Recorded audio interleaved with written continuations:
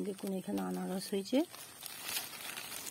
আমি এখান থেকে আনারসটা ভেঙে। বন্ধুরা, দীপ্তি কিচেনে স্বাগত। আজকে আমি আনারস বাগানে যাব, আনারস তুলতে একটা রেসিপি করবো আনারসের। আপনারা ভিডিওটা অবশ্যই দেখতে থাকুন। নিয়ে যাব এই এখানে আনারস গাছ হয়েছে, ওই দিকটা আনারস গাছ আছে, ওইগুলো নিয়ে গিয়ে বসাবো, তুলে নিয়ে যাবো।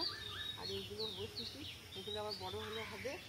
আপনারা ভিডিওটা দেখতে দেখুন কত সুন্দর আনারস আছে। আমি নিয়ে যাচ্ছি। আমি আনারস বাড়িতে নিয়ে চলে এসেছি। আনারসের পাতাগুলো বা ডালগুলো ভেঙে নিচ্ছি, এগুলো বসিয়ে দেবো। এগুলো থেকে আবার আনারস হবে। দিয়ে আমি আনারসটা কেটে নেবো, কেটে নিয়ে রেসিপি বানাবো। কাঁটা রয়েছে, আস্তে আস্তে করে ভাঙতে হচ্ছে, তাহলে হাতে লেগে যাবে। পাতাগুলোর ধারে কাঁটা কাঁটা আছে, এগুলো হাতে লেগে যায়।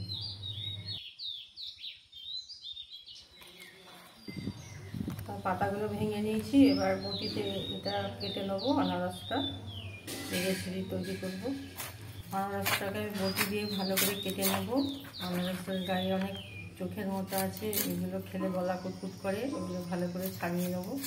দিয়ে আমি আজকে আনারস মাখা করব, খেতে খুব ভালো লাগে। আনারসটা একটু কাঁচা আছে, কিন্তু সব বাগান থেকে তুলে নিয়ে যাচ্ছে, কিছুদিন লাগলে একটু পেকে যেত।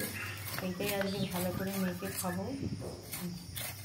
খেতে ভালো আনারসগুলো ভালোই হয়। ওখানে আমরা বহুদিনই বসাই। এইভাবে আনারসটা আমি খোলাগুলো ছাড়িয়ে নিচ্ছি।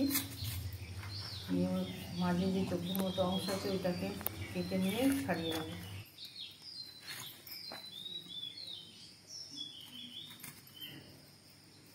খোলাগুলো ছাড়ানো হয়ে গেছে। এবার ভেতরে একটা শিরের মতো অংশ থাকে, ওইটাকে বাদ দিয়ে দিলাম। এবার এই চোখের মতো অংশটা রয়েছে, ওইটাকে কেটে কেটে বাদ দিয়ে আনারসগুলোকে ছাড়িয়ে কুচিয়ে নেবো। দেখুন কীভাবে কুচিয়ে নিচ্ছি। আর এই চোখের মতো অংশটা খেলে গলায় কুটকুট করে, এই জন্য খাওয়া যায় না। আনারস মাখা করবো, ভালো করে নুন লঙ্কা দিয়ে মেখে খেতে খুব ভালো লাগবে।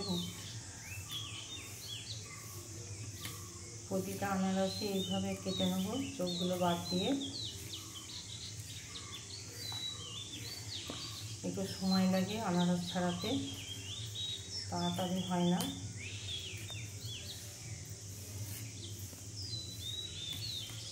আর ওই ভেতরে যে শিরের মতো অংশ আছে ওটা খায় না, ওটাকেও বাদ দিতে হয়।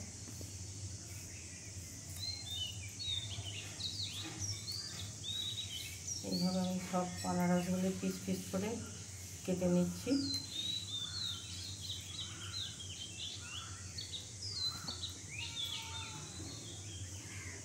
এইগুলো খেলে কলা কাঁচা করে আনারসগুলি কেটে নেব।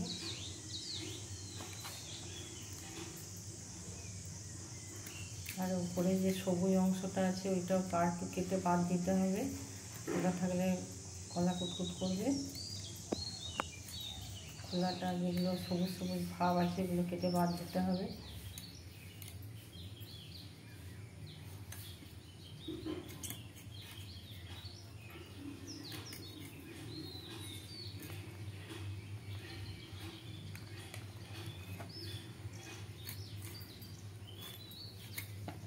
এই বাগানে প্রতি বছরই আমাদের 5টা 6টা করে আনারস ধরে, নিয়ে এসে খাই আমরা। তো ওখান থেকে সবাই কেটে নিয়ে পালিয়ে যায়, ওই জন্য একটু কাঁচা অবস্থায় নিয়ে চলে এলাম। আর কিছুদিন রাখলে পাকলে খেতে আরও ভালো। আনারস কেটে নিলাম পুঁটিতে কুচি কুচি করে। এবার আমি চিনি দিয়ে মাখবো, আর তার সঙ্গে লঙ্কা আছে। পরিমাণ মতো চিনি দিলেই হবে, যেমন খাওয়াবেন সেইভাবে দেওয়া যাবে। আমি একটু বেশি করে চিনি দিচ্ছি, একটু লবণ দিচ্ছি,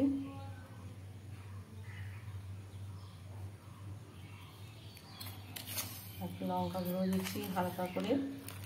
এটাকে ভালো করে মেখে খাওয়া হবে। আর একটুখানি চিনি দিলাম, একটু কাঁচা ভাব ছিল তো এখানে একটু চিনি দিলাম।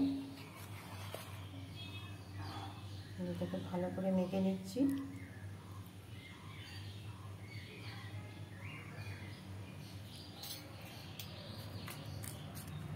আর একটু লঙ্কা গুঁড়ো দিয়ে দিচ্ছি।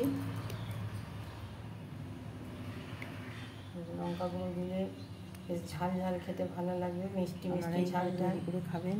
আর দীপ্তি কিচেনকে অবশ্যই লাইক শেয়ার সাবস্ক্রাইব করবেন, কমেন্ট করতে ভুলবেন না। একটু খেয়ে দেখি কেমন হয়েছে।